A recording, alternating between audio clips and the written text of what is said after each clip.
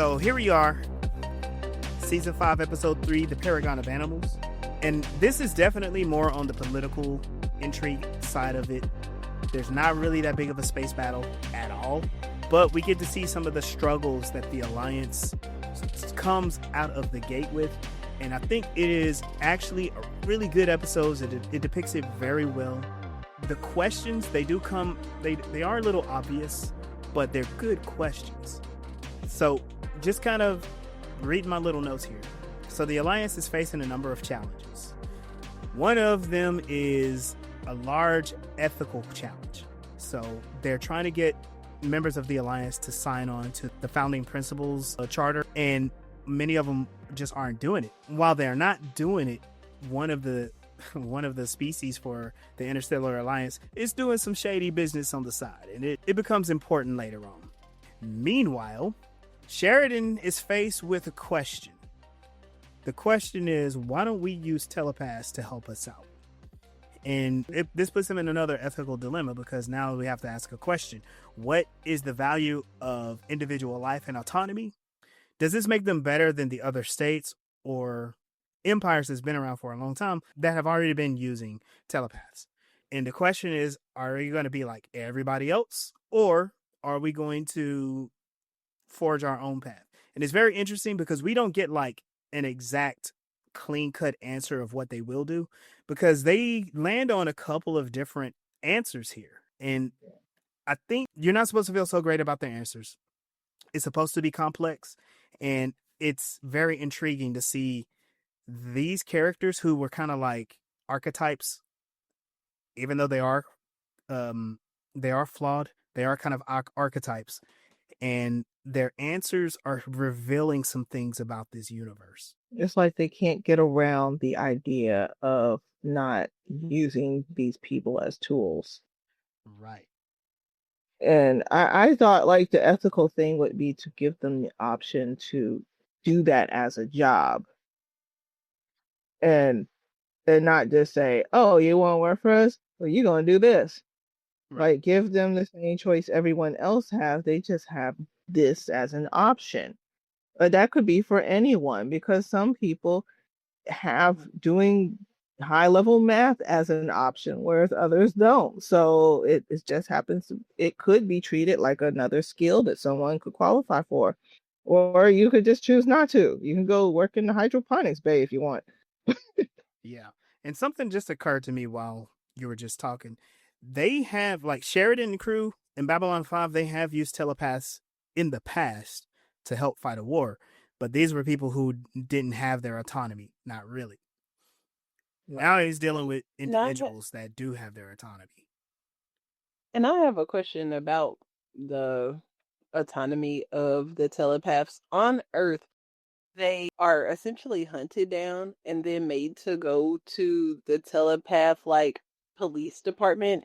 So, but I'm struggling with that part, because they have a choice to do it or they don't. Some would have a choice within Psycor. So they don't have a choice to go to Psycor, or they can either go to Psycor or take the sleepers, which will suppress their abilities. And if they go to Psycor, based on their abilities, they have a choice of doing what's in Psycor. Right. So it's still kind of limited. Gotcha. So no, they don't have a choice. And if they out trying to exist without the sleeper and without being a part of Psycor, other entities like shun them away and won't give them jobs and da da da da. Right. Okay, Yeah, they like, a way to look at it is telepaths are second-class citizens. They are highly controlled. They are under a type of human apartheid, because if you don't register with Psycor and join their ranks, then we need to know who you are and give you drugs and ostracize you from society. If you decide to run, we're going to send Psychops after you, and they will kill you. That's the life of the telepaths. So now that I'm understanding that, when I think about like the ethics that the telepaths are governed under, they're clearly not coming up with those by themselves. With the, we don't read people's minds without, them knowing that we're sitting here and like keeping a conversation honest for the sake of a contract being signed type of situation Mm-hmm. versus them obtaining information and then providing that information back to the side that they are loyal to for the benefit, of the party that they represent. So with that understanding, I am reflecting on this episode, and it's like the telepaths need not to be like really told anything, but giving them the opportunity to like tell us what they want and how they want to participate inside of the alliance instead of assuming that we can put them to use in any way at all. Yeah, when we get back to the telepath part, we'll have a little bit more because there is some really, really cool stuff to discuss there. But I'm going to jump in. This episode is really kind of straightforward, like I said. So I'm going to go through the events and we can jump in on the details on some of these important parts. So we open up with Sheridan in what is this thing even called? In the chambers where the Alliance is. And they are bickering over the Declaration of Principles. There are members that are demanding technological advances. These are the Drazi, by the way. They are takers in this deal. Mm-hmm. Let's just kind of note that. Just these bickering diplomats. The Drazi say you cannot legislate morality. I remember that phrase from the 90s and even to the to the early 2010s where he's like, you can't legislate morality. In other words, the people who have said that are usually people who are against gun control. Is usually an excuse to prevent legislation. That was used very well today. I mean, in the show. Yeah. And that we watched today. And it was it Delenn or Sheridan? They were basically saying like, even though we can't legislate morality, we can encourage others to behave if we sign the Declaration of Principles. And then, it was Jakar. And it was funny what Jakar says, like, hey, no, this is good. Anybody can sign it. If the Centauri can agree to these principles, any one of you. And Lando's like, yeah, hey, wait a minute. That was so good. That like stole the show for me. But Jakar's right because fuck the Centauri. I mean, they are the perfect example of having no morals. Like, we switch over to seeing Garibaldi talking with Sheridan, and they're discussing how the negotiations aren't going so well. And Garibaldi is telling Sheridan that he needs to have a show of force to influence the non-aligned worlds. This is what I mean, taking an authoritarian stance. They wrote Garibaldi as a complete dickhead for this episode. I know I make fun of Garibaldi throughout the whole series, but they turned him into like a complete just asshole. Because he told him you have to use an iron fist where with the velvet glove, you got to knock these people into place. Garibaldi says you have to knock these people into place because it's the only language that they understand. And Sheridan says, but we have to get them to think in different terms. Like, terms of force shouldn't coerce you into doing the right thing. You should want to do the right thing because it's beneficial to all, even yourselves. And Garibaldi he doesn't end this part, but he basically says you have to consider the possibility of using force because push is going to come to shove and you got to do something. And well, we got that little bit of push at the end of this intro. A ranger arrives on Babylon 5 nearly dead, and he's seeking help after the world that he was on was attacked by raiders. So mystery ensues. They didn't wait for that foreshadow to this forecast. Not at all. So we have a discussion with Sheridan, Delenn, Jakar, and Londo. They're struggling to distribute aid effectively and trying to encourage people to sign the declaration. And they're trying to figure this out. And Londo, being the imperial that he is, he says, why don't we sell the aid? And Delenn is like, no, why would you, like, that's dumb. We don't sell aid. He don't sell aid. It's first aid. They've got it at Walgreens. Oh my god. $5.99. I apologize for bringing this name up on our show because I've been trying to avoid this, but It's not bad. Londo at that moment sounded like Donald Trump. It's like, why don't we sell it to him? Which, like, I guess I could take a little bit of a detour here. Donald Trump, the reason why I don't like him, I've never liked him, first off. But he's like a marketing guy. His whole thing is he knows how to describe things in a way to try to sell it to you. He doesn't believe the words that he's saying. He's just trying to make sure that he's getting paid off of the things that he's selling. Years and years ago, there were things. Do you remember the Regis and Philbin or Regis? What is it? The Regis and Kathy Lee show. Kathy Lee. Okay, yeah. Kelly came after. Yeah, Kelly came after, and I can't remember which one it was. It's one or the other. But they had Trump on, and he was selling Trump steaks. And his whole thing was just like, oh, how wonderful, they're great, and this blah blah blah. And, he's describing it. He just sounds like the description of a product on Amazon, but with like a lot of positive words on it. But in the end, people didn't like him because they were terrible. They were like poor quality, but he charged premium price for it. And that's what I associate with him. That's what I associate him with. Same thing with all of his hotels and all that stuff. He just sold trash to people. And because he was rich, people was just like, oh, this is so cool. And it must be good because he's rich and he knows what's good because of somehow they're supposed to coordinate. But like in the 90s and 80s, that's what a lot of people from that time period associate with something being good. Right. The people still do that now because they tore up 1 ounce pair of jeans for $5,000. Yeah, bullshit. And in this instant, this is what Londo sounded like to me, and it just made my skin crawl. I'm like, why would you, a world leader? Well, yeah, he's a world leader, basically the next emperor of Centauri. Like, why don't we sell it to him? Like, bro, shut up.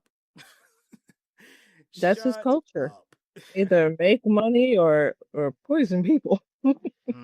While that situation is going on, Garibaldi opens up a possibility to Sheridan, and he says, hey, look, a little bit ago, a group of telepaths arrived on the station looking for a home, and they said they want to work for us. I'm thinking, since they're telepaths and they're looking for work, they should come work for me. They can help us gain covert information. Basically, he's selling the idea of him building an elite squad of telepaths for his CIA project. Because that's what he is. They say he's security for the Alliance, but he's the CIA. He's their intelligence. And Sheridan doesn't like this idea.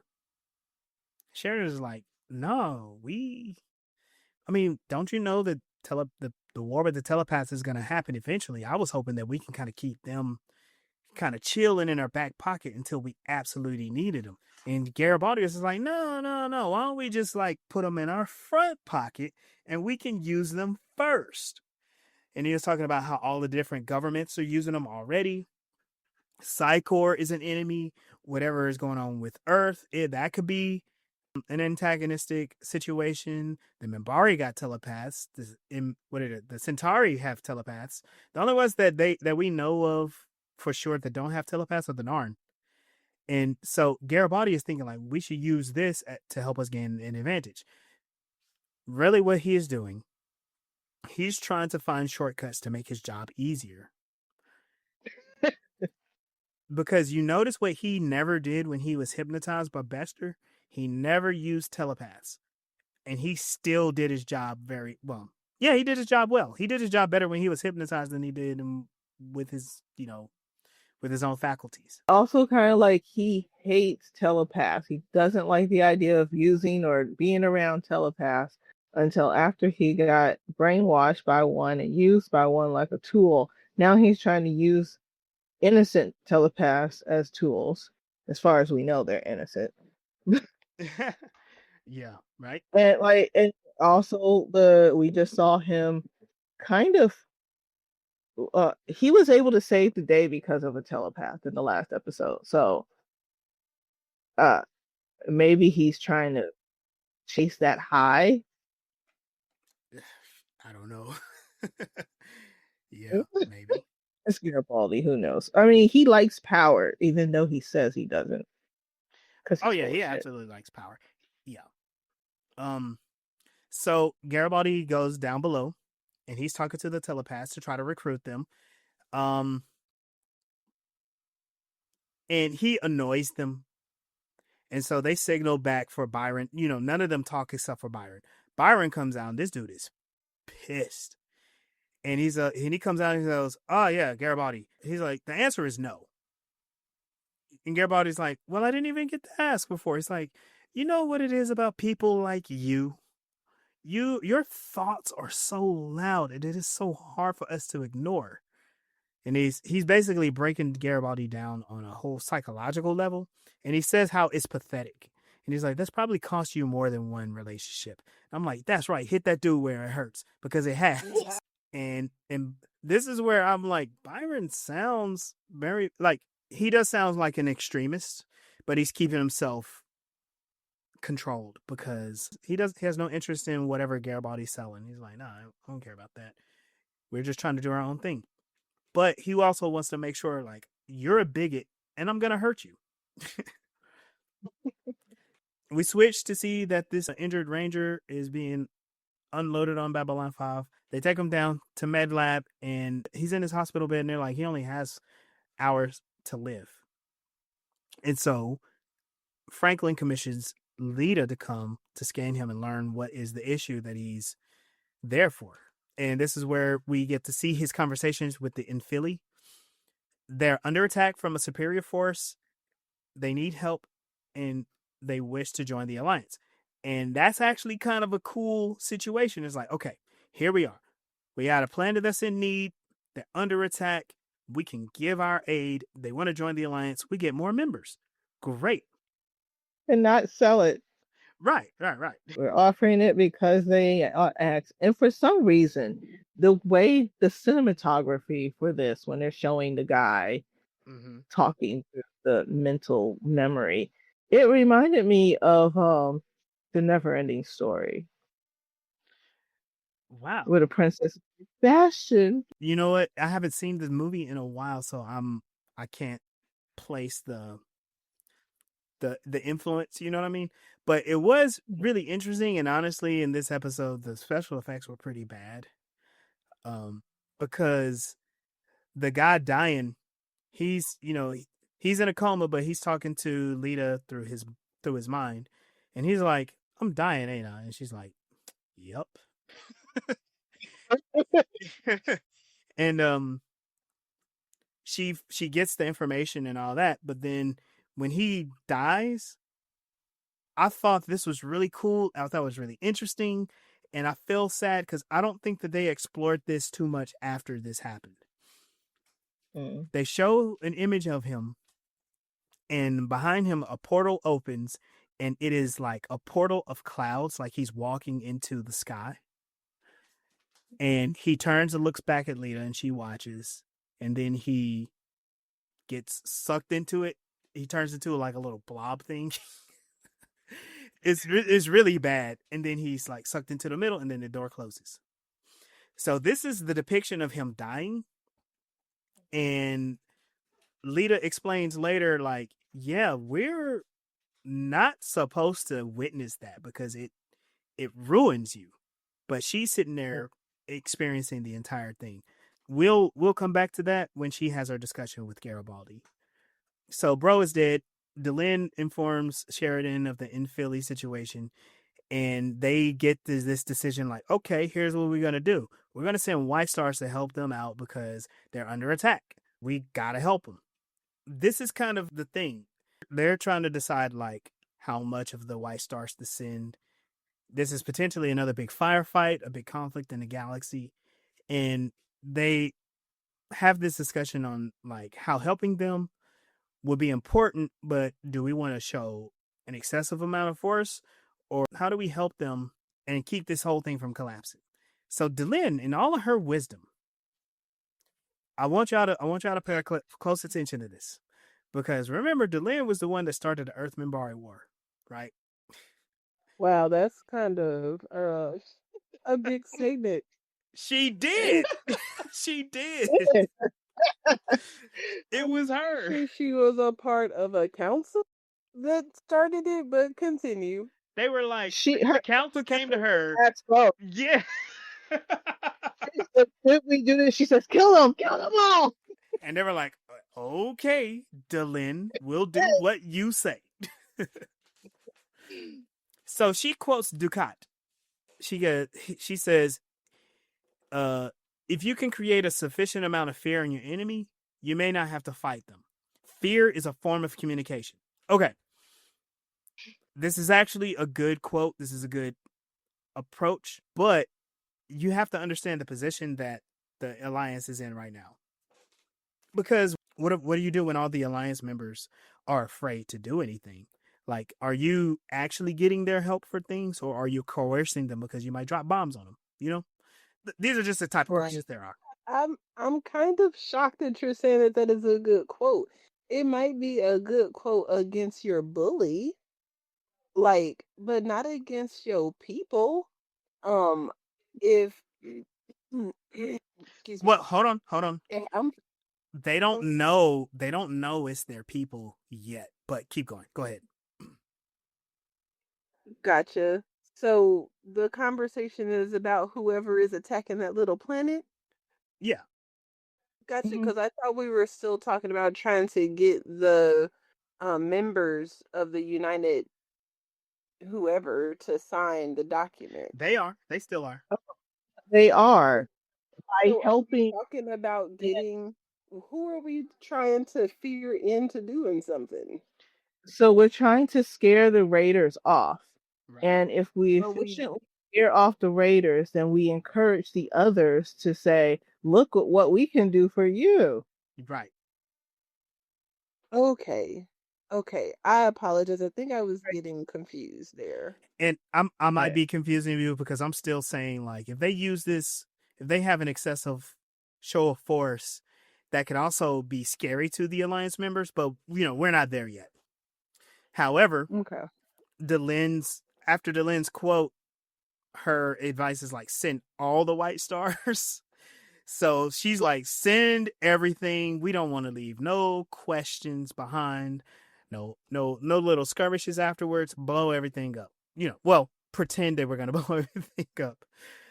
So Sheridan's like, all right. So back in the chambers, they're negotiating with the Drazi for permission to aid the Infili. And it was a really interesting thing, because the Drazi are extremely cordial, and they're like, oh yeah, they're on our borders. We don't really have anything to do with them. We don't talk to them. We don't know them. We don't even go to the same school. I don't know why anybody's talking about them. And then Sheridan's like, okay, cool. Well, here's what we're going to do. We're going to send our fleet, and we'll meet with the Drazi so we can all go together as family to help the Infili. And the Drazi's like, okay, that sounds great. And dude just speeds out of that meeting, and he scurries off, pissed off. And I'm just like, really? What's going on here? As he's walking off, he passes Byron, and Byron looks at this dude and stares lasers in the back of his head. And I'm like, oh, something's up with the Drazi ambassador. We then join Garibaldi. He's looking for Lita, and she's still affected by the Ranger's death. And Garibaldi's, he's talking to her about that. Like, hey, I heard you were in there when he was dying. And she goes, yeah. And this is where she explains, do you know what he even saw? And he's like, really, I don't know. And he kind of doesn't care, right? He's being asshole Garibaldi.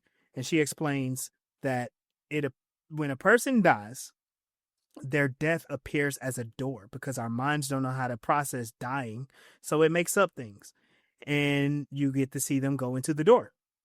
Like, that's actually a interesting depiction, but it's kind of also what happens. Like, neurologically, our brains does everything to protect us from like dying. But then she explains something that really, like, is interesting and scary. She goes, the reason why you don't watch this happen is because you're not supposed to. The only person that's supposed to experience it is the person that's dying. But I watched it, and it pulls a part of your soul into it. And Garibaldi's like, I don't believe in souls, being an asshole again. And she goes, I don't care, whatever you want to call it. This is what happens. It pulls a part of you, and that part of you is gone forever, and what's left of you is a big hole in you. So Garibaldi doesn't want to take eyewitness statement. No, he doesn't. No, he doesn't. She saw it, and he's like, "Well, I don't believe it." I don't believe in that. Then she throws something out there that adds some lore to the whole series, and it makes everything so much better, and it kills me. She goes, in Psychor, we believe this is what happened to Bester. He would sign up for all these appointments to witness people dying. And so as people died, he watched them go into the portal, into the clouds. And she says, this is why he's a broken person. And Garibaldi looks completely shaken because, remember, he's still fresh off of being, like, brainwashed by that dude. Mm-hmm. And the question is, do we have sympathy for Bester, or how do we feel about it? Because it's like a person who started out as a great friend, but they get overtaken by addiction, and the parts of them that was the great person and great friend of yours is destroyed by the addiction, and they become someone else. That's kind of what it sounds like what happened with Bester. Bester was probably a good dude, kinda, but now he's this creepy guy because he's been so close to death with people that he's being around him is very morbid, very cold. So what caused him in the first place to want to be around death like that? I know. And then Good question. it's kind of like, it's an explanation of his trauma response and why he just constantly only feels like defending his irrational, not so irrational, but mostly irrational viewpoint. But he does it in an irrational way. Yeah. Kind of like how you were comparing other creepy guy to Magneto. Like, Oh yeah. you have a point. You have a point. You got a point. But the way you go about it Is like that anti-hero, mm-hmm. Killmonger type thing. You have a point, but the way you go about it, I think you need to stop. you need to turn that down a little bit. Don't get me started, because hello, you created that monster, and now that it then broke off the chain, you want to tell it how it gets your response to your creation? Nah, you can take all that smoke. You know what? That's a really good point. Go after the military. Like, he was going to strike full cities, and that means innocent people. So that's why I would slow down on what I wanted to do. But I'll offer this as far as, like, being on the positive side. Like, what makes it a good point is, in this world, remember, the telepaths are a second class among the humans, and humans hate telepaths. Telepaths are irritated by humans because they are being treated terribly, but humans absolutely abhor the telepaths. And again, I keep comparing the X-Men because it reminds me of the way the humans treated mutants in the comics. There's no rationality behind it other than humans are afraid of their own extinction by the emergence of this next group of humans. They are humans, but they're evolved. I said it sounds like jealousy to me. Yeah. And I think it adds to how irrational it is because of the fact that we get to see other societies live with them, or how do we actually get to see other societies live with them? Because, like, oh, well, the Centauri don't count because the Centauri enslaves everybody anyway, even their own people. Yeah. But, like, I don't know. I would wonder how the Minbari telepaths are treated, how they were treated in Narn 1,000 years ago before they all got wiped out. Because it's probably in his book, the book of The Book of uh, Quan or the uh Book of Jakar? Yeah, Jaquan. yeah, Well, it's probably in both of them. yeah. Right. But Were the Narn like the black people with all these black names? Yes. you know what? That's a good question. It could be. I say yes, because the first episode he said, by any means He did say by any means necessary. If I were to say like if I were to say that the Narn were an allegory for anything, they would be black, but I would say they would be South Africans. Post apartheid South Africans. And the Centauri would be the Afrikaners or the Dutch in South Africa. And that, you know, they believe that it's their right to colonize them, you know. Uh Yeah. we can get to that analogy later, but it is kind of interesting. But Garibaldi at this point, he pleads to Lita for her help, and she's like, you know what, y'all always asking me for help. How come I always gotta do shit for y'all? Yeah. Yeah. Cause she was like, why don't you go down and talk to the telepaths for us? She's like, for your job that I won't do? Like what? And he's like, yeah, they won't listen to me, but they might listen to you, one of their own. He's pulling that kind of shit on her. He doesn't dislike telepaths. He has a friend that's a telepath. And then he says, it'll be the last time I ask you for anything until the next time. Yeah. Yeah. We quickly switch to see Jakar. He's still in the chambers writing the declaration. It's a wonderful scene, but it means nothing. Then we switch back to Sheridan. Sheridan gets up out of bed and he's just not having a great time sleeping. So unable to sleep, he gets up, he walks around. He gets a ring at his door and he opens the door and he receives the opening lines of the declarations rolled up in a scroll. I thought the scroll idea was really, really cool. That was very Jakar. Like, Yeah. just had Jakar all over it. I'm going to write it on a scroll and stick it at his door and ring his doorbell and run. Right. Like, just let him absorb it without me being an influence. Other than It's a lot of pageantry, very ceremonial, and it makes me think. Honestly, our declarations should be written in scroll form and preserved in a ceremonial state. You know, show some respect. Anyway, I'm just spitballing here, but he picks it up. He starts to read it, and this is actually a really cool sequence because as he starts to read it, Jakar's voice takes over reading it, and it starts off about how the universe speaks for many but in one voice, and he talks about how like everyone is the same and doing things for the same purposes, and that, you know, the principles of the alliance is there to uphold those things. And I kind of like that because earlier in the episode, remember, he was writing and he was like, well, this species doesn't like to say that I agree, but that the universe speaks through us and we agree with the universe, type of thing. So it's kind of like they incorporated that into these principles, and I thought that was great. While that's going on, Hold on, it reminded me of the episode back when the light being that's inside of the encounter suit had to come out and everybody got to see him. Yeah, but everybody saw got to see the savior of their own people. Yeah, it was given that. And I also really like how Delenn asked her husband and lover to read to her, and how, you know, touching that is that they are developing their relationship in such a romanticized way, because that resonates, at least for me as a lady, because having somebody read to me is just so intimate. And then he acknowledges that he does not have the voice and presence that Jakar does, giving Jakar flowers. Yeah.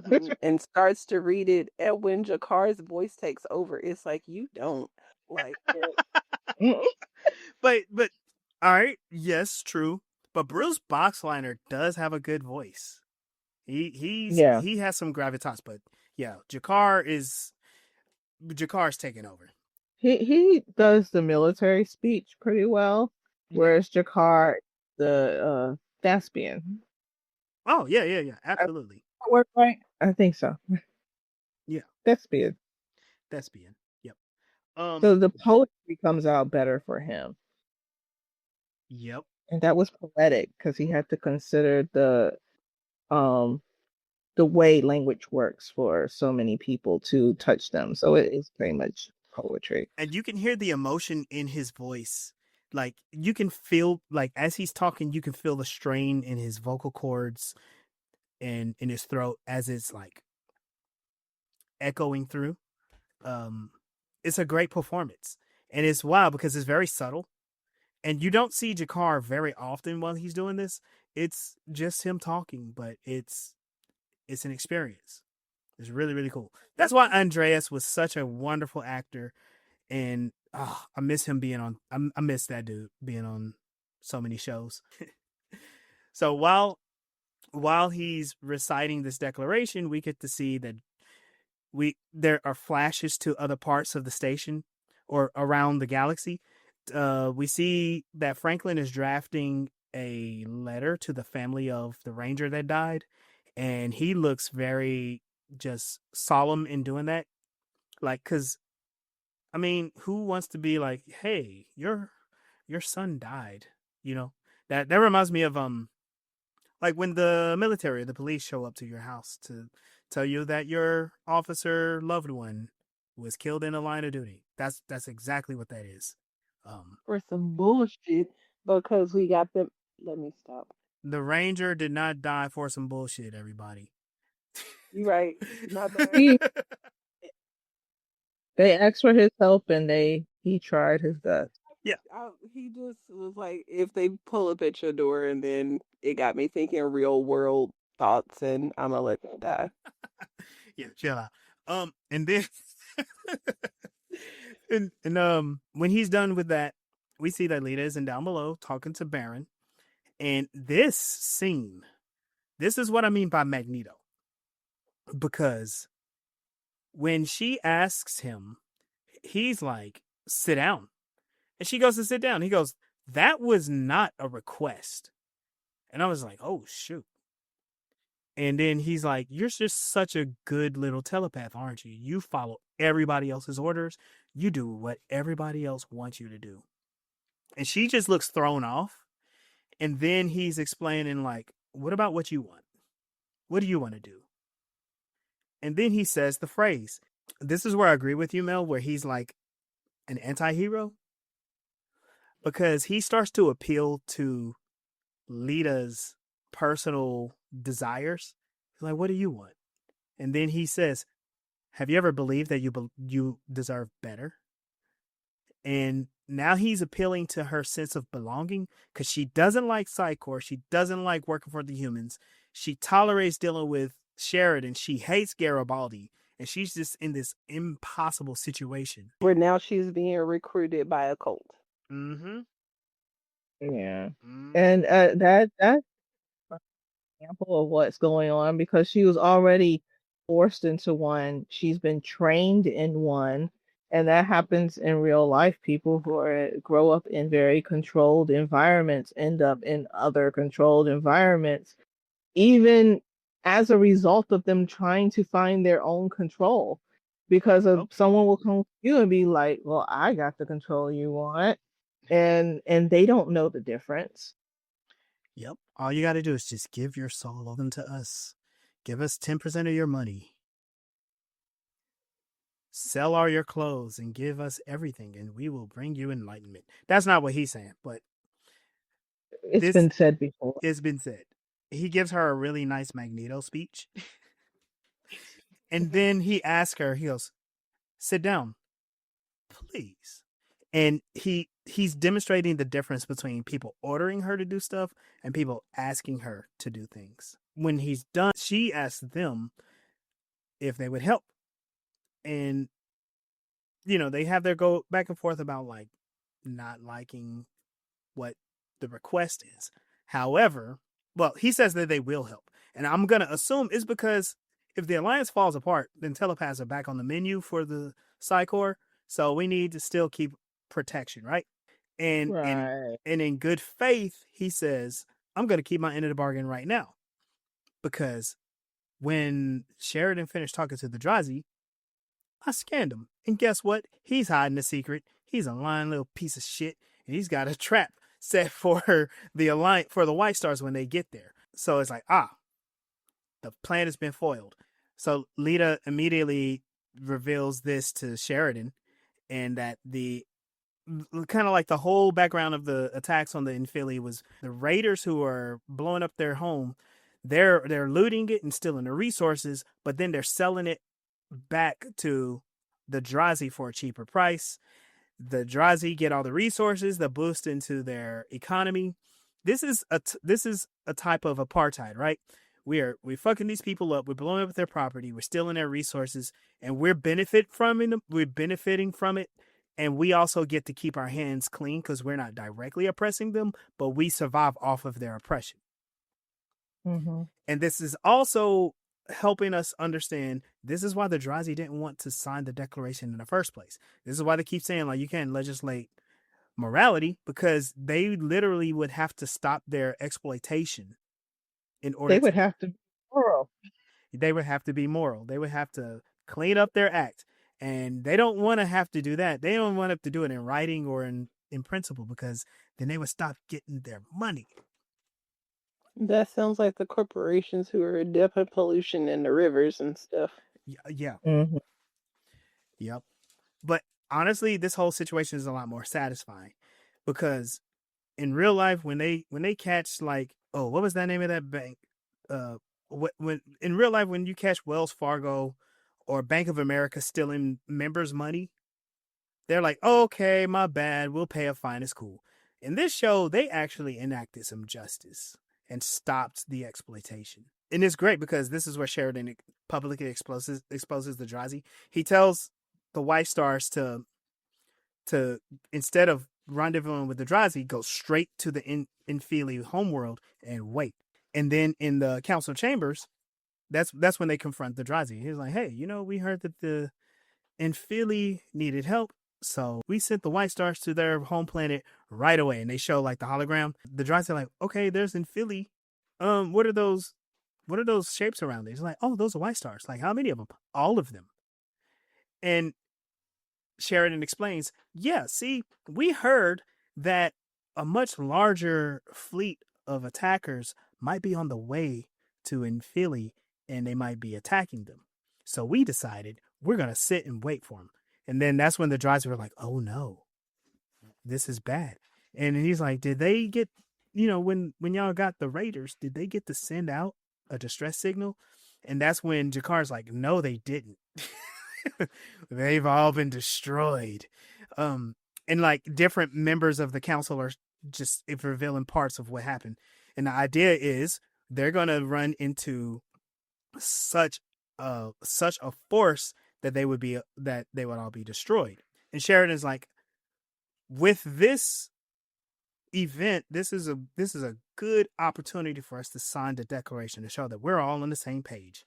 And the Drazi are looking like they're sweating bullets. They're like, we need to call home so we can, like, talk to them. And they're like, no, you don't need to call home, do you? It's like, because the ships that are headed to Infili, they're Drazi ships, aren't they? They're like, okay, you got us, yeah. Because they broke immediately. Mm-hmm. And right then and there, they were cornered. It's like, now you were exploiting these people, and without any of your help, we can end this. Or when you do call home, you can call off that fleet, and you can sign the declaration. And he was like, oh, okay, we'll do that, but just please. What was the plea? He was like, can you please let us call them to call off the attack, because there's hundreds of our people. And they were like, you've killed thousands of the Infili people. Mm-hmm. Like, what you're doing is evil. But they allowed them to warn the people. The declaration gets signed by everyone assembled in the chambers, and now they have their declaration of principles. They averted a major conflict, and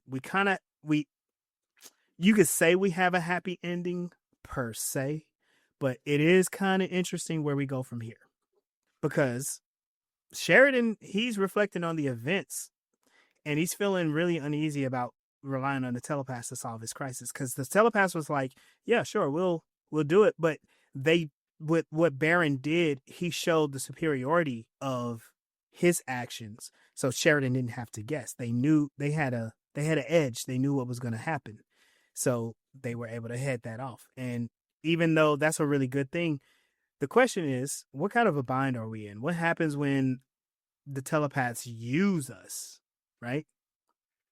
That's a potential. And then also, like, you're in this uneasy alliance. Like you are literally using the telepaths. So this plays off a little bit like the Shadow. I'm sorry, I cut you off. No, go ahead. Shadow War, where Milari is using the shadows, but it's a power that's more powerful than him and his people that he's afraid of. But he's going to be a little bit complacent in thinking that he has any type of authority to be okay with using them for his own abilities, which bit him in the butt. Mm-hmm.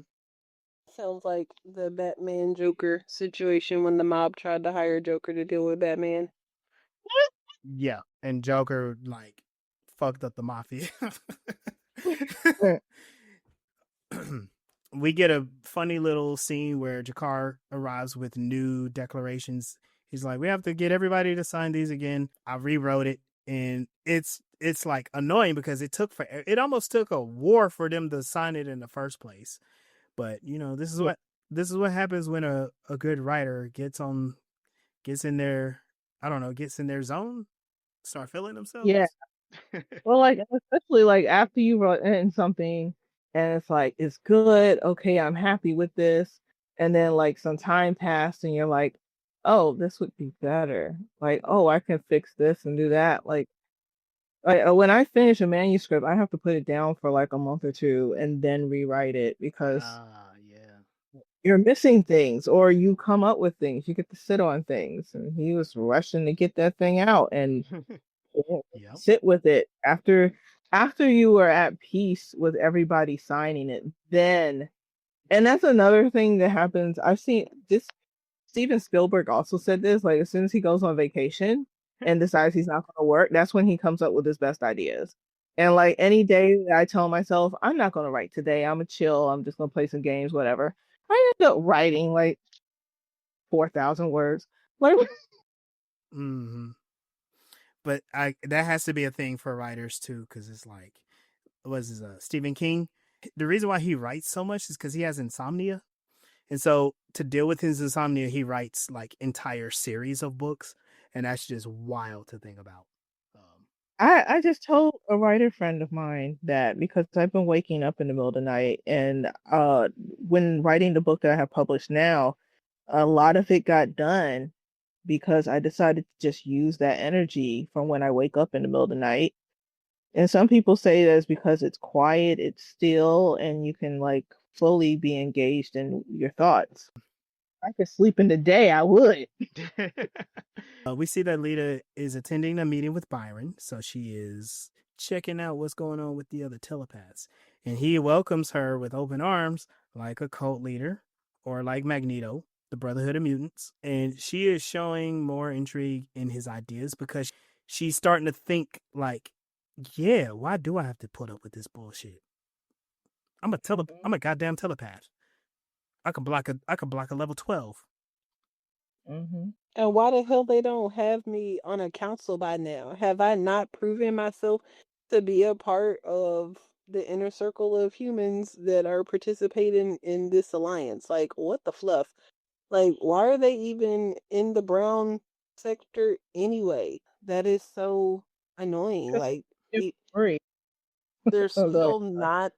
No, you're good. They're still not treating them like equals when they're actually superior. And instead of making a decision on, we should use the telepaths, how about y'all ask the telepaths how they feel about any or all of this and what do they think could be a solution to some shit? instead of like coming up with, ways to exploit them for your benefit. Right. How about you just genuinely ask for their perspective, and they might be on board with helping and doing the things without you actually having to ask at all. I mean, what fluff? And I feel very similar when we were talking offline about whether it was a democracy or uh whatever all the other fancy words are Damien used. And at one point you had called the alliance, you were trying to decide whether they were behaving egalitarian or not. And then you decided no. And I'm curious as to why the hell not? Like, Why? why they got a president anyway? And why don't they open up the conversation to be a more egalitarian led organization? So we don't have to feel like Jakar's lovely words are being morally imposed on us. Like, let us all share what we think is right and then see what of all of that can be pulled together in agreement on and go from there. I'm complete. Yeah. Well, I said that it kind of made me think like it, that would be great, but in the 90s, that them going this far was going far. Yeah. So that would have been a little more than galactic. To You think, for reframing my thought process. you also have to think about this too. The alliance, again, this is to mirror the United Nations. At the very best, the best that they can do is come up with something that kind of sort of mimics a liberal democracy. And it also makes me think of the Federation as well. The Federation is a post-scarcity organization. It mirrors some things that people would like in a socialist society, especially Earth. But there are questions on what that even means. And I actually like that it's so vague because you can kind of implant a lot of different ideas there. But with the Alliance, their whole thing is they are promoting democratic ideals. And we think about what human rights are with the United Nations. The Alliance is supposed to mirror that as well with these universal principles that they are declaring and espousing. So it can't be egalitarian unless there is a social movement towards that. And if this episode is any indication, the Alliance, these ambassadors, these worlds, especially looking at Londo, these worlds are not ready for egalitarianism. They're being held back from trying to conquer each other. And that's the best that they can do. That might be some sort of realism that comes with the neoliberal order from the 90s. Because remember, what is it, 1996-ish? We are only a couple of years from the fall of the Soviet Union and a lot of the different Soviet states beginning to collapse into independent states and going to war with each other and causing these other types of crises around the world. And the best that people can do is be like, see, that's why we don't do this. See, that's why we don't do that. We're always going to go to war with each other. And we just need to do the best that we can. Yay, neoliberalism and capitalism. This is why we can't have nice things. Oh, yeah. Yeah. This is why we can't have nice things. Capitalism is absolutely responsible. So whenever I think of that, it makes me think of the way the world was at the time. And it still kind of is, because we still have dumb people saying like, we can't do anything better. And it's like the things that we're doing are 100 times worse than what we were doing in the 90s. So so it's just kind of interesting to hear the world leaders today offer their thoughts, because they're just stupid. But I won't jump on that soapbox today. I think this would be a good opportunity for us to move towards wrapping up the show, any last words for this episode? It was a good stepping stone into something new and something broader and thought process as to where it could go, even though we already know it's probably not going to go there because they just ended the season telling us the last season. We're missing a lot of the metaphor still because I like the metaphor. We had a little bit last time, but the I want to say that the death thing was kind of a metaphor, but it was like it wasn't the whole episode. It was just door walk through. Yeah. Like, yeah, check this cool shit out. All right, we'll never touch that again. I think I am currently struggling with the lack of consequence that is befallen the Drazi. Like, should there be some kind of consequence for what they were attempting to pull off, or are we just like having a scared straight moment, or what? Yeah, that's a good question. I would suppose that from Sheridan's point of view, the consequence was the limitations that they have towards doing those things anymore, and that they should learn to do better.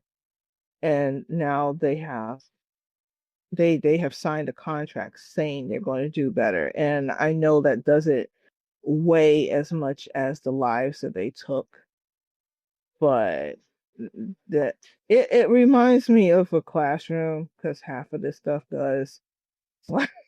And there is actually a technique of behavior trying to discipline kids, slightly older kids than what I worked with, where they sign a contract saying that they're going to do these behaviors and they're going to get this out of it, which is what the signing of that contract that Jakar wrote was in the first place.